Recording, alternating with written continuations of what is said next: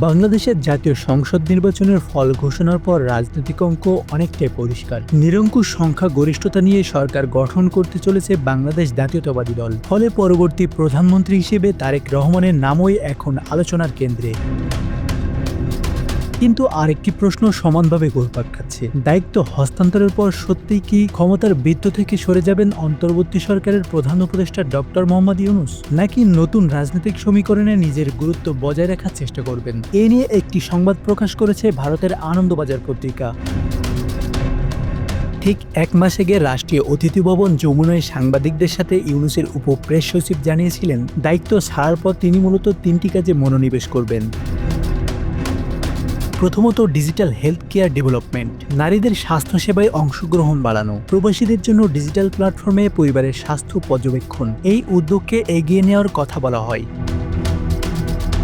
দ্বিতীয়ত, তরুণ উদ্যোক্তা তৈরি, শিল্প বাণিজ্যে যুব সমাজকে অগ্রাধিকার দিয়ে নতুন প্রজন্মের অর্থনৈতিক ক্ষমতায়ন। তৃতীয়ত, তার দীর্ঘদিনের 3-0 তত্ত্ব, শূন্য দারিদ্র্য, শূন্য বেকারত্ব এবং শূন্য নেট কার্বন নিঃসরণ, অর্থাৎ সক্রিয় দলীয় রাজনীতির বাইরে থেকে সামাজিক অর্থনৈতিক কর্মসূচিতে মনোযোগ দেওয়ার ইঙ্গিতই দিয়েছিলেন তিনি। কিন্তু সংশয় কেন? সমস্যা হলো, রাজনীতি কখনো শূন্যস্থান পছন্দ করে না। শেখ হাসিনার পতনের 3 দিন পর দেশে ফিরে অন্তর্বর্তী সরকারের দায়িত্ব নেন তিনি। তখন থেকেই তার দীর্ঘদিনের পরিকল্পনা নিয়ে জল্পনা ছিল। অনেকে মনে করেন তার বিরুদ্ধে দায়ের করা একাধিক মামলার ভবিষ্যৎ নিয়ে বড় প্রশ্ন। তাই দায়িত্ব ছাড়ার পর সম্পূর্ণভাবে আড়ালে সরে যাওয়া কতটা বাস্তবসম্মত তা নিয়ে সন্দেহ রয়েছে। বর্তমান রাষ্ট্রপতি মোহাম্মদ শাহাবুদ্দিন আওয়ামী লীগের ঘনিষ্ঠ হিসেবে পরিচিত ছিলেন। ক্ষমতার পালাবদলের পর থেকেই তার ইস্তফার জল্পনা রয়েছে। এই পরিস্থিতিতে কেউ কেউ মনে করছেন রাষ্ট্রপতি পদ ইউনূসের জন্য রক্ষা কবচ হতে পারে। তবে এখানে বড় বাধা, রাষ্ট্রপতি নির্বাচন হয় জাতীয় সংসদের ভোটে, আর সংসদের সংখ্যাগরিষ্ঠ বিএনপি ইউনূসকে সমর্থন করবে কিনা তা নিয়ে যথেষ্ট সংশয় রয়েছে। রাজনৈতিক পর্যবেক্ষকদের একাংশ বলছেন, ভোট ঘোষণার আগেই লন্ডনে তারেক রহমানের সঙ্গে ইউনূসের বৈঠক হয়েছিল। সেই সাক্ষাৎ নিয়ে নানা ব্যাখ্যা আছে। কেউ বলছেন ভবিষ্যতের সমন্বয়, কেউ বলছেন সম্ভাব্য সমঝোতার চেষ্টা। তবে নিশ্চিত করে বলা যায় না তারেক রহমান তাকে রাষ্ট্রপতি বা অন্য কোনো সাংবিধানিক পদে দেখতে চান কিনা। ইউনূসের রাজনৈতিক যাত্রা জটিল। একসময় তিনি ছিলেন শেখ মুজিবুর রহমানের অনুরাগী। মুক্তিযুদ্ধের সময় গঠিত নাগরিক আন্দোলনেও যুক্ত ছিলেন তিনি। পরে শেখ হাসিনার সঙ্গে তার সম্পর্কও ভালো ছিল। 1997 সালে ওয়াশিংটনে মাইক্রো ক্রেডিট কনভেনশনে শেখ হাসিনাকে যুগ্ম সভাপতিত্বের দায়িত্ব দিয়েছিলেন ইউনূস নিজেই। কিন্তু সময়ের সঙ্গে সম্পর্কের অবনতি হয়। গ্রামীণ ব্যাংক নিয়ে তীব্র সংঘাত তৈরি হয়। আওয়ামী লীগ তাকে সুদখোর বলে সমালোচনা করে। শেখ হাসিনার আমলেই তার বিরুদ্ধে মামলা হয়।